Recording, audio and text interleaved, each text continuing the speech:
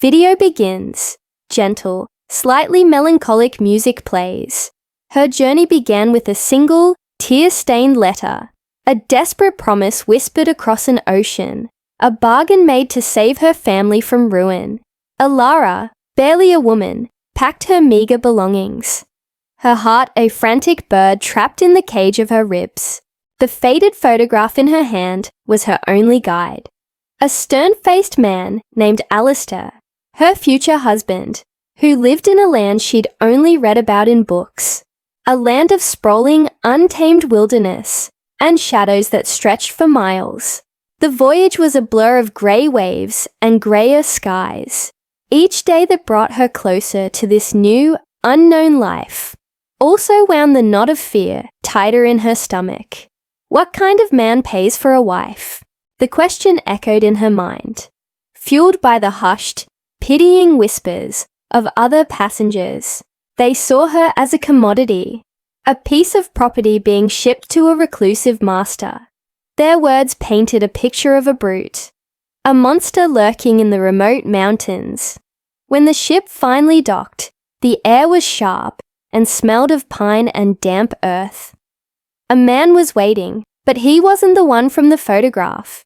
He was colossal. His shoulders were as broad as a doorway, his hands like weathered slabs of stone. This was Silas, Alistair's brother, sent to fetch her. He didn't smile. His eyes, the color of a stormy sea, assessed her with an unnerving intensity. Every instinct screamed at Alara to run, to flee back to the ship, but there was no going back. The journey to the homestead was silent and tense.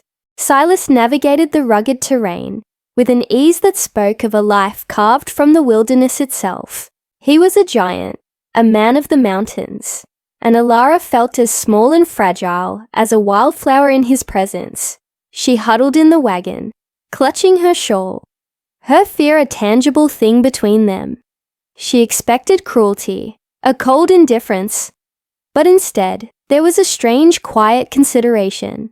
When she shivered, a thick wool blanket was silently draped over her shoulders. When the wagon hit a rut, a large hand instinctively shot out to steady her. Alistair, her betrothed, was nothing like his brother. He was a man consumed by bitterness. His spirit as barren as the rocky fields he failed to cultivate.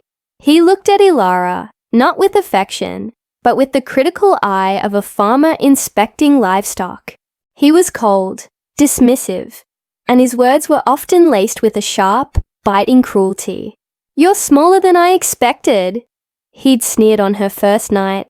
"I hope you're at least strong enough to work." Her new life was one of relentless, back-breaking labor. From dawn until dusk, she toiled, her hands quickly becoming raw and calloused. Alistair's dissatisfaction was a constant looming storm cloud. Nothing she did was ever good enough. Yet, in the periphery of her miserable existence, there was Silas. He never spoke much, but his actions were a language all their own. He'd leave a pail of fresh, cool water for her by the fields.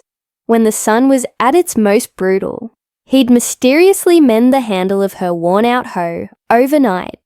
Once, when she cut her hand on a shard of broken pottery, he appeared as if from nowhere, gently taking her hand in his enormous one. His touch was surprisingly tender, as he cleaned and bandaged the wound with a knowledge of herbs she couldn't comprehend. He didn't say a word, but his eyes held a current of concern that startled her. These small, silent acts of kindness were beacons of light in her ever-darkening world. She started to watch him, to see past the intimidating size and the stoic silence. She saw the way he moved with a quiet grace, the way he treated the animals with a gentle respect. She saw the sadness that sometimes flickered in his eyes when he thought no one was looking. He was a man who carried a great weight, a silent sorrow that mirrored her own. One evening, Alistair, in a drunken rage over a poor harvest, turned his fury on Alara. He raised a hand to her, his face twisted in a mask of pure malice. But before the blow could land, a shadow fell over them. Silas was there, his massive frame a living wall between them. He grabbed his brother's wrist, his voice a low, dangerous rumble. "Don't touch her!" The sheer power radiating from him was terrifying. Yet for the first time since arriving, Alara felt safe. Alistair, sobered by fear, stumbled away, muttering curses. The silence that followed was heavy. Alara stood trembling, the tears she'd held back for so long, finally streaming down her face. She expected Silas to walk away, to retreat back into his silent world. Instead, he turned to her, and for the first time, she saw not a giant or a brute, but a man with a heart full of a kindness he tried so hard to hide. He didn't offer empty platitudes. He simply said, his voice softer than she'd ever heard it, "He won't hurt you again. I won't let him." It was a vow, a promise far more real than the one that had brought her here. That night, something shifted. The fear she'd felt towards him transformed, blossoming into a fragile, tentative trust. She began to seek out his quiet company, finding solace in his silent presence by the fireside. She learned his story in fragments. He was a man scarred by a past tragedy, a loss that had stolen his voice and driven him into the shell of himself. He communicated more with a glance or a gesture than most men did with 1,000 words. He showed her the beauty of the wilderness she had once feared, the hidden groves where the rarest flowers grew, the high ridges where you could watch eagles soar on the wind. He taught her the names of the stars, his large finger tracing the constellations in the vast, inky sky. In his company, Alara found her own strength.